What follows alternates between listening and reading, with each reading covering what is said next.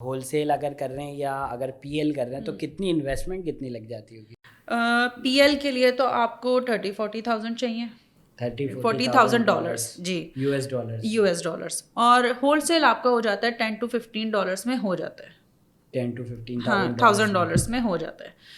اور دوسرا یہ کہ پی ایل کو کرتے کرتے آپ کو سال تو آپ کو اس چیز میں لگ گیا. دوسرا یہ کہ اس کا ریٹرن آنے میں بھی پھر ٹائم لگتا ہے. جب آپ کی انوینٹری لائیو ہوتی ہے پھر آپ کے آ جاتے ہیں اس کی مارکیٹنگ پر, پی وی سی مینجمنٹ پر, اس میں بھی آپ کا بجٹ لگ رہا ہوتا ہے.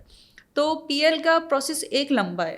اور دوسرا یہ کہ ایک سال سے بھی لمبا ہو گیا پھر تو, کیونکہ ریٹرن بھی آنا ہے تو وہ جب تک ہاں اس کا ریٹرن پروسیس پھر ظاہر سی بات ہے جب آپ کی سیلنگ ہی 6-8 مہینے بعد اسٹارٹ ہوگی وہ بھی کچھ کر کے, تو پھر تو ظاہر سی بات ہے ریٹرن بھی اس کا جو آپ نے لگایا ہے اس ریٹرن آنے میں ٹائم لگے گا. تو یہ تو میرے خیال سے ریٹرن آنے میں 1 سال اور چاہیے ہوگا کم سے کم. جی.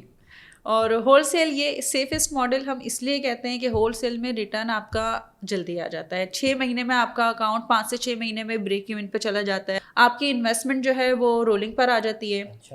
اور پھر 5 سے 6 مہینے بعد بریک ایون کے بعد آپ پروفیٹیبلٹی کی طرف آ جاتے ہیں آپ کا اکاؤنٹ. تو میرے خیال سے تو پھر تو زیادہ بیسٹ جو ماڈل ہے, اگر ہول سیل اور پی ایل میں سے اگر کچھ کرنا ہے تو میرے خیال سے ہول سیل کرنا چاہیے. جی ہم تو ہول سیل پریفر کرتے ہیں کیونکہ اوبیسلی پھر 30-40,000 کا بجٹ بھی ہر کسی کے پاس نہیں ہوتا.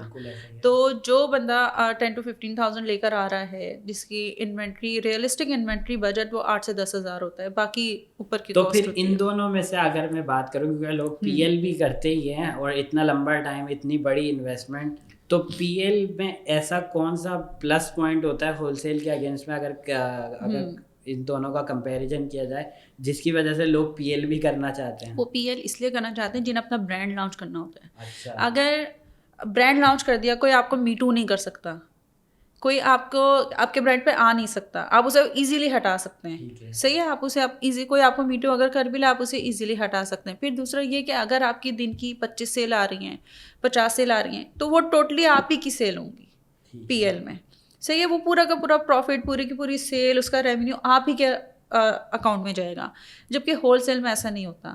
ہول سیل میں بائی باکس روٹیٹ ہو رہا ہوتا ہے کیونکہ وہاں پہ اوبیسلی 3 سے 5 سیلر, 5 سے 10 سیلر اور بھی سیلر آ سکتے ہیں. جب آپ بھی نیو سیلر ہوتے ہو تو نیو سیلر آتے رہتے ہیں, تو اس میں یہ ہوتا ہے کہ بائی باکس روٹیٹ ہوتا رہتا ہے. تو آپ کو دن کی 4-5 سیل بھی مل سکتی ہیں, 8-10 بھی مل سکتی ہیں, کم بھی ہو سکتی ہیں, زیادہ بھی ہو سکتی ہیں, کیونکہ وہ سب میں ڈیوائڈ ہو رہا ہوتا ہے.